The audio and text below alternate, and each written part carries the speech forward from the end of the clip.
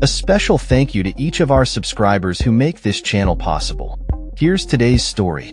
In a dramatic turn of events, U.S. President Donald Trump has signed an executive order aimed at dismantling the Department of Education, fulfilling a long-standing promise made during his campaign. The order, which was signed in front of a group of school children and Republican supporters at the White House, has sent shockwaves through the education sector and has been met with fierce opposition from Democrats and education advocates alike. Trump proclaimed, "We're going to shut it down and shut it down as quickly as possible. It's doing us no good." This sweeping directive would effectively transfer control of school policy to individual states and local boards, a move that many fear could lead to significant disparities in educational quality across the nation.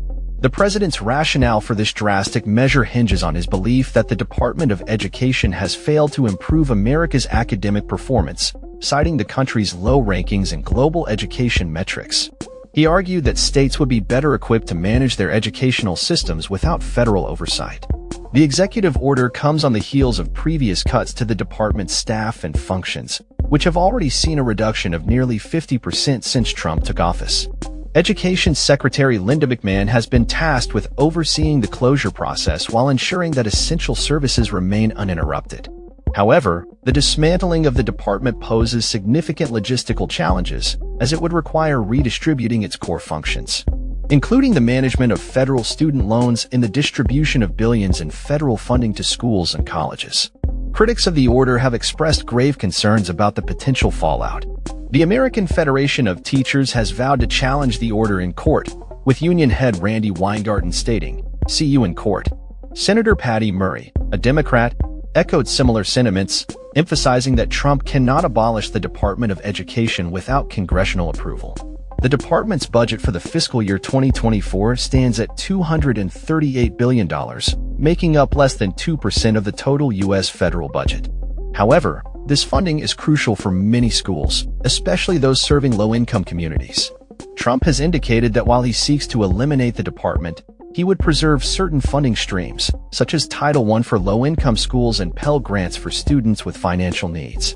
The White House has reiterated that the administration's goal is to cut parts of the department that remain within legal boundaries.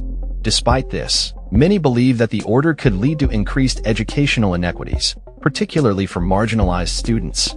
As the nation grapples with the implications of this executive order, protests have erupted across the country, with students and educators rallying against the proposed cuts and potential loss of federal support. The political landscape surrounding education in the U.S. has long been contentious, with conservatives advocating for school choice and privatization, while progressives fight for increased funding and support for public schools. Trump's order has reignited these debates, with many fearing that the dismantling of the Department of Education could lead to a significant decline in the quality of education for millions of American children. In the wake of the executive order, Democratic leaders have been vocal in their opposition. Senate Minority Leader Chuck Schumer labeled the move as one of the most destructive and devastating steps Donald Trump has ever taken, warning that it would ultimately harm children and families across the nation. House Minority Leader Hakeem Jeffries added that the decision would lead to larger class sizes, job losses for educators, and cuts to special education programs, exacerbating the challenges already faced by public schools. As the situation develops, it remains to be seen how the Trump administration will navigate the legal and political obstacles ahead. With mounting pressure from both sides of the aisle, the future of the Department of Education hangs in the balance, and the implications of this executive order will likely be felt for years to come. That's all for this story. We upload videos every day covering many different subjects, so hit that subscribe button to stay informed. Thanks for watching.